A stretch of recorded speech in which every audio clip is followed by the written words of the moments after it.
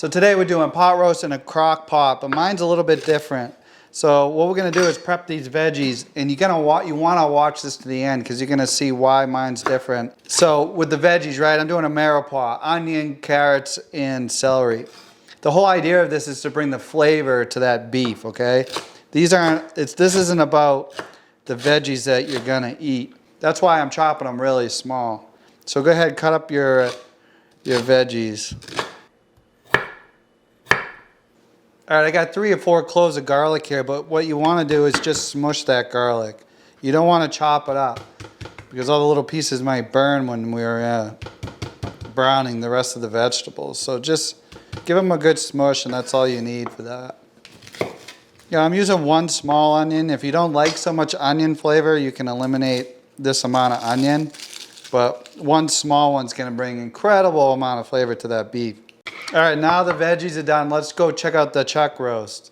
We're gonna use a whole chuck roast here, right? That's not something that's different about a pot roast. But what I'm gonna do is I'm gonna trim up this beef. And the idea of this is I'm gonna be able to get more browning out of the beef because I'm gonna have more sides around it. The beauty of this is you're gonna have chunks of beef that you can put with whatever dish that you're making. So you just wanna trim up this chuck roast. If there's any real extra heavy fat, you can go ahead and trim that off. And then if you see in here, this area right in here, there is some silver skin. So you're just gonna cut that off. So cut this out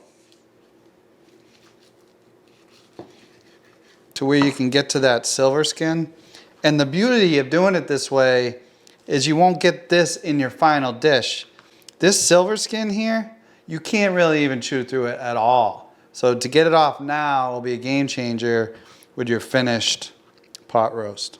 You're just gonna go ahead and lightly cut that silver skin off. All right, so I was able to cut out most of that silver skin. Now I got 2 good sized chunks here, and then I'm just gonna trim them up to about that big.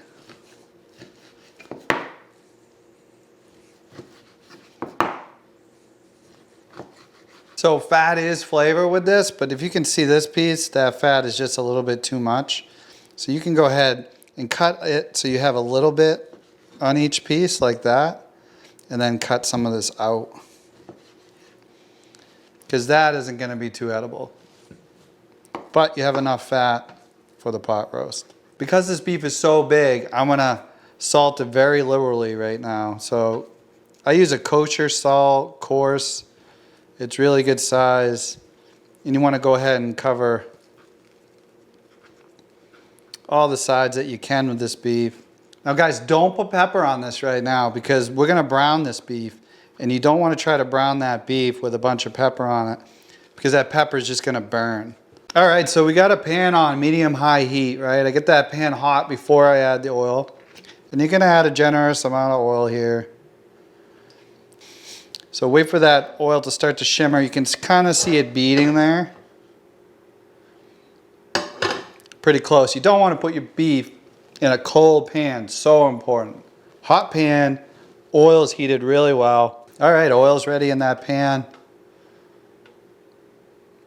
And I like to put the bigger pieces right in the middle. Go ahead, give it a push down. Probably gonna have to do this in 2 batches because of the size of these.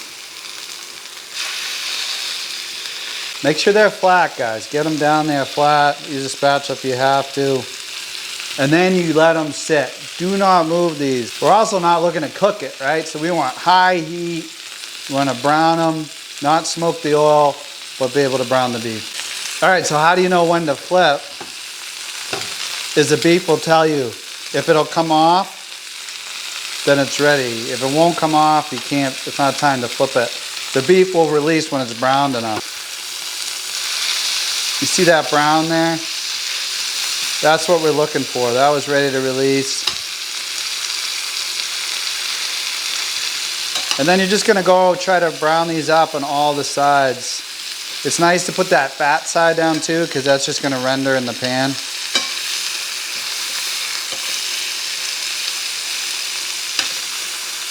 All right guys, now that you browned all those sides, you're just gonna pull these off and throw them right in your crock pot.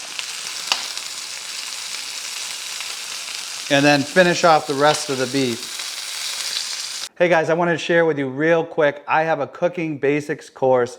It's got lessons in there that will help you learn how to cook or elevate your cooking game. It's extremely affordable. Check out the link in the description or the link above. Now let's get back to the video. So we're gonna go ahead and add those. So right now, the benefit here is we're deglazing the pan. And we're also gonna brown these vegetables. I like to go ahead and salt my vegetables a little bit right now too. Now one thing you gotta watch out for is this fond at the bottom of that pan, right?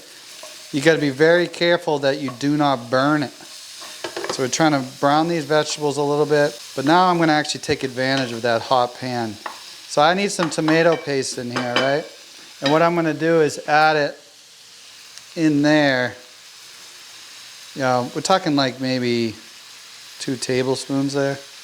Guys, this is a game changer for tomato paste. Don't just add it to a dish like this. You want to try to brown it, all right?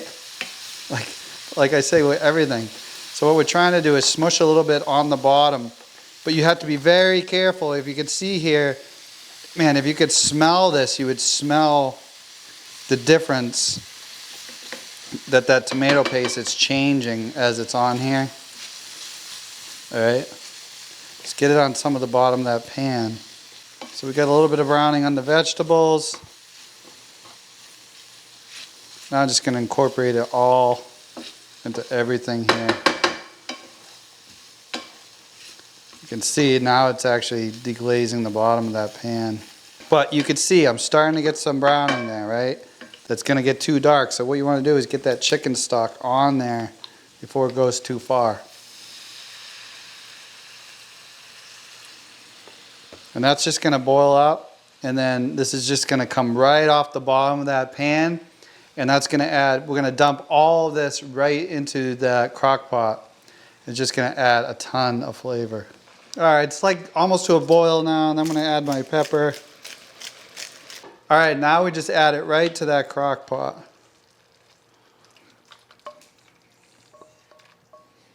Then all I like to do is I like to get this all mixed in and try to get that liquid over all that beef that's in the pot.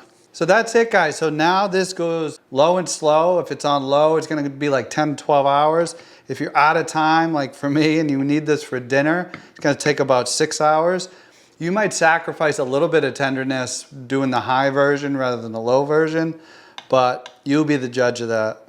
All right, we're finally there. The pot roast has went for hours. I don't even know how long it's been. It's been sitting here for a little bit now, resting after it's been off. This meat in here is just like tender, falling off the bone, as you'd say, but there is no bone. So if you make something like some delicious mashed potatoes, okay, and then you add this beef to that, it's just, oh, it's unbelievable. So we got a piece of beef right there. Look at that. It's just falling apart, just putting it on there. The oil is going to separate from the rest of the liquid in there until you like mix it up. So what I tend to do, guys, at the end here is I'll take all that beef out. I'll take the broth and I'll strain it. And I'll take all the bigger bits out of it. Put that beef back in a container, and then you're going to put it in your fridge overnight. That beef that's going to sit in that broth, it's even better the next day in the fridge. And you'll take the fat right off the top of it. You can take that sauce and mix it up, and then, man, it's just flavor. So I just want to try the beef without any potatoes first. Oh, man. Guys, super tender. That's the benefit of that crock pot. It's low and slow. You get that flavor from the browning. You literally like braise that meat. These mashed potatoes with that is just incredible. So guys, that's my pot roast, a little bit different. You're gonna love it, you're gonna enjoy it. Check the mashed potatoes video right here, and I'll see you next time on Home Cooked Basics.